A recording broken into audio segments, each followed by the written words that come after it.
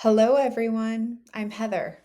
For this presentation, I'm looking at how sleep shapes memory, and more specifically, how the brain's timing of rhythmic activity during sleep helps determine what we remember later. We often think of sleep as passive rest, but research suggests that sleep is actually an active biological state that helps stabilize and reorganize newly encoded information.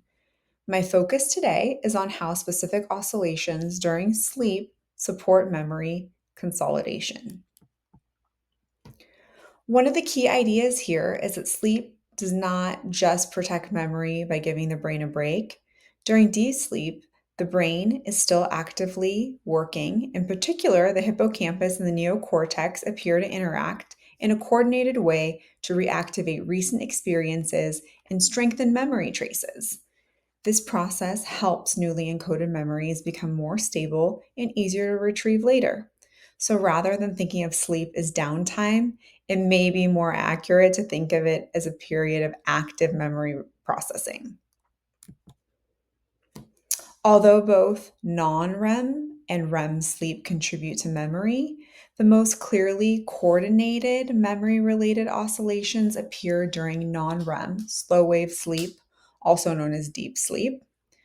During slow wave sleep, slow oscillations, sleep spindles, and sharp wave ripples occur in an organized temporal sequence that are important for hippocampal neocortical communication.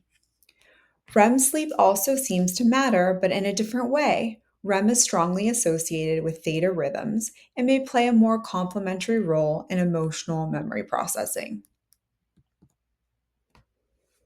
Here are the three oscillations to know.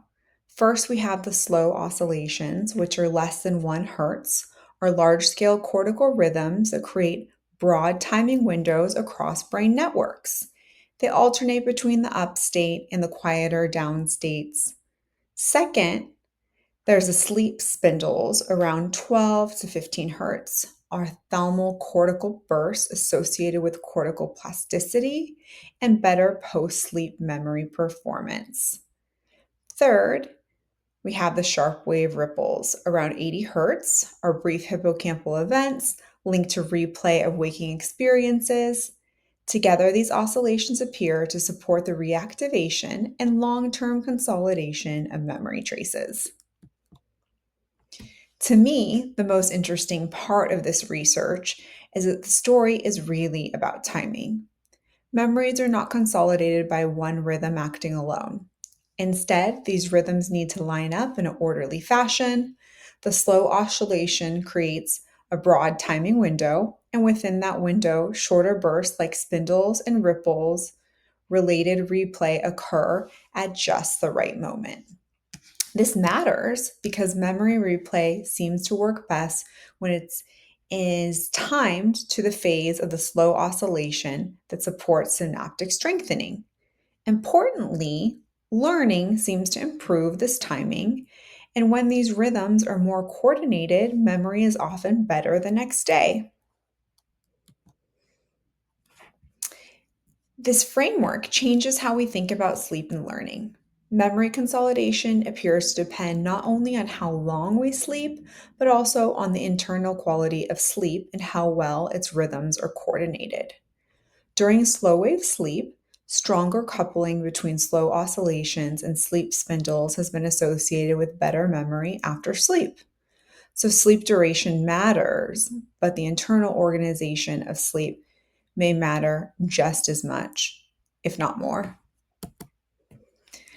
This also opens an interesting future direction. Emerging research suggests that memory may be enhanced when stimulation is precisely timed to the upstate of the slow oscillation. This can be done with methods like transcranial slow oscillation stimulation, TSOS, which uses gentle electrical stimulation through the scalp, or acoustic stimulation, which uses carefully timed sounds during sleep. These approaches appear to enhance spindle activity, strengthen oscillatory coupling, and improve overnight memory performance. What's especially exciting here is a possibility of interventions that work with the brain's own rhythm, rather than being limited to pharmacology or behavioral interventions that often show only modest efficacy. So, the takeaway message is that sleep shapes memory through timing. Slow oscillations set the stage, sleep spindles help coordinate cortical plasticity, and sharp wave ripples replay hippocampal traces. Together, these oscillations help transform fragile new experiences into more stable long term memories. In that sense, sleep is not simply a state of rest, it's an active and highly structured process that helps determine what we retain for the next day. My two questions are as follows. First, how could this research change the way students think about preparing for exams? And second, do you think techniques like acoustic stimulation could realistically be used to improve memory in everyday life? Thank you for watching, and you can see the references on the next slide.